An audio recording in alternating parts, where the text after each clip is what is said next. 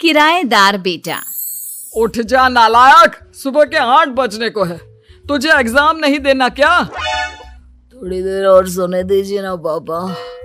तू उठता या फिर मैं तेरे ऊपर पानी फेंकूं? रोज गधों की तरह सोता रहता है, पेपर की कोई टेंशन ही नहीं है।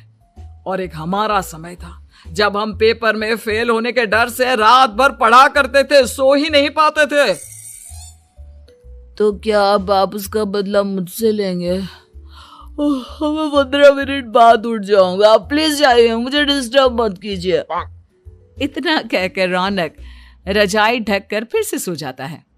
तू वैसे नहीं मानेगा, रुक मैं अभी पानी लेकर आता हूं।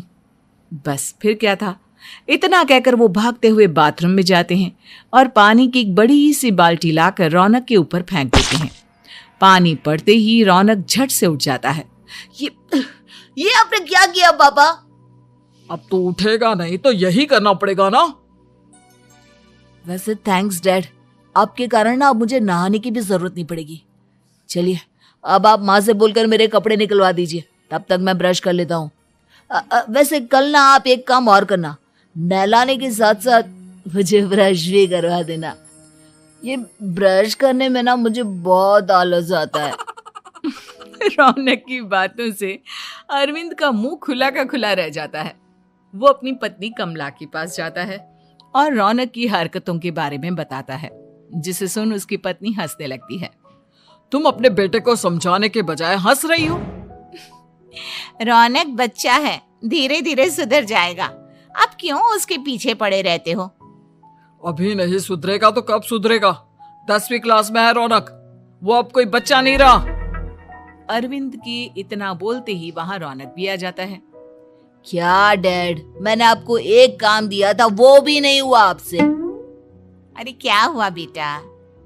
माँ, मैंने डैड से बोला था कि वो आपको बोलकर मेरे स्कूल की यूनिफॉर्म निकाल दे, लेकिन मेरे पीछे पड़ने के अलावा इनसे एक काम ढंग से नहीं होता। देख रही हो कमला, देख रही हो अपने लाडले को?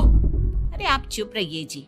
चलो बेटा, मैं तुम्हें कपड़े निकाल कर दे देती हूँ। बस ऐसे ही साल पर साल बीतते जाते हैं, लेकिन रौनक के रवैये में कोई बदलाव नहीं आता। वो पहले से भी ज्यादा आलसी और पूरी तरह अपने माता पिता पर निर्भर हो जाता है।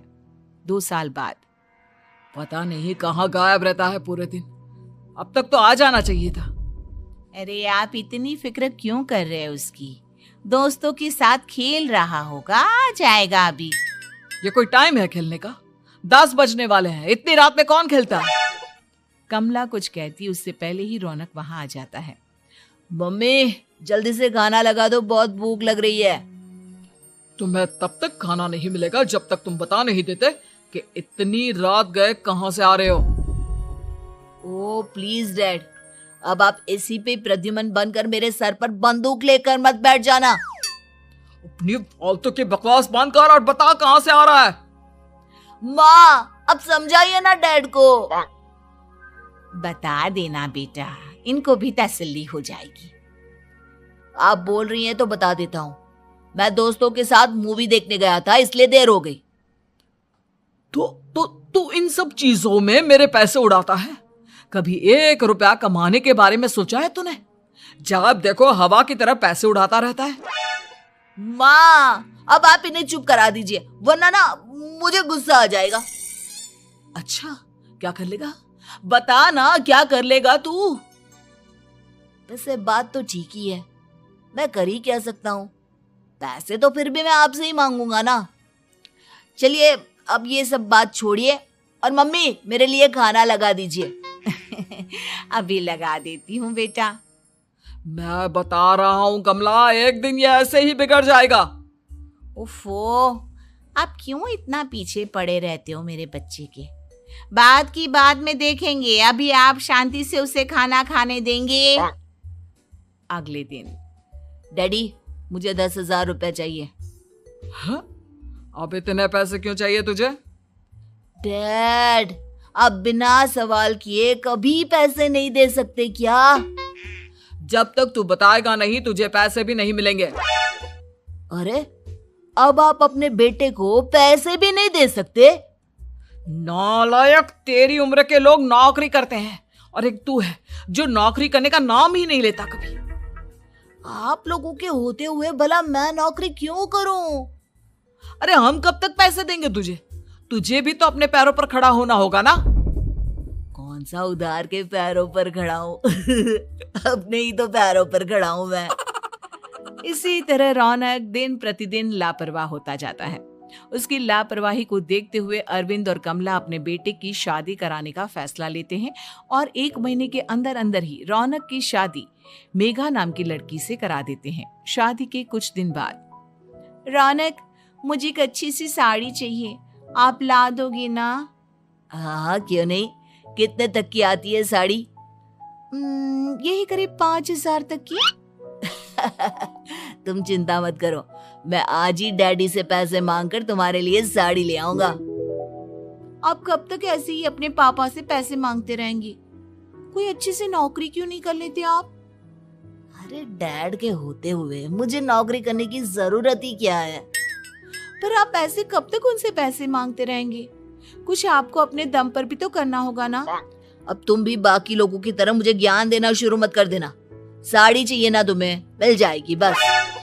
इतना कहकर रौनक अपने पिता से पैसे मांगने चला जाता है। डैडी, मुझे 5,000 रुपया चाहिए। अब 5,000 क्यों चाहिए तुझे? वो मेघा को साड़ी चाहिए थी। अरविंद आगे बिना कुछ कहे चुपचाप उसे पैसे निकाल कर दे देता है। कुछ दिन बाद, तुम्हें नहीं लगता कमला, रौनक हम पर पहले से भी ज्यादा डिपेंड हो गया है? मुझे तो अब उसके भविष्य की चिंता होने लगी है। कल को हमें कुछ हो गया तो वो क्या करेगा? काश तुमने पहले ये सोच लिया होता तो आज हमारा बेटा इतना लापरवाह नहीं होता। तब मुझे कहाँ पता था कि मेरा लाड प्यार उसे इतना बिगाड़ देगा कि वो इस हद तक लापरवाह बन जाएगा। कोई बात नहीं, अभी भी देर नहीं हुई। मुझे पता है उसे कैसे सुधारा जा सकता है। कैसे? अरविंद कुछ कहता उससे पहले रौनक वहां आ जाता है और पैसों के लिए हाथ फैलाने लगता है। डैड, मैं और मेघा बाहर घूमने जाना चाहते हैं। अरे वाह, ये आज सूरज कहाँ से निकला है? Dad please. अच्छा चलो अब मुद्दे की बात करो। मुझे अब 25,000 चाहिए। अब तुम्हें 1 रुपया भी नहीं मिलने वाला। अगर तुम्हें पैसों की इतनी ही जरूरत है तो कोई ढंग की नौकरी कर लो। मम्मी, आप कुछ कहिए ना डैड को। बेटा, वो गलत क्या बोल रहे हैं?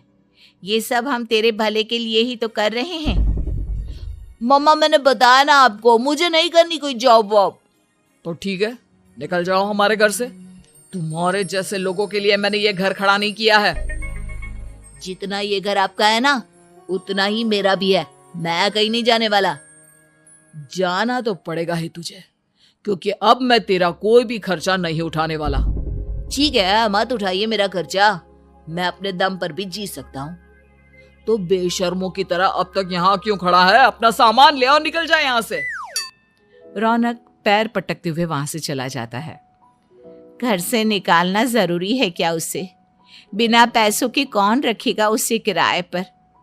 अगर उसका भविष्य सुधारना है तो हमें अपने दिल पर पत्थर रखकर ये कदम उठाना ही होगा।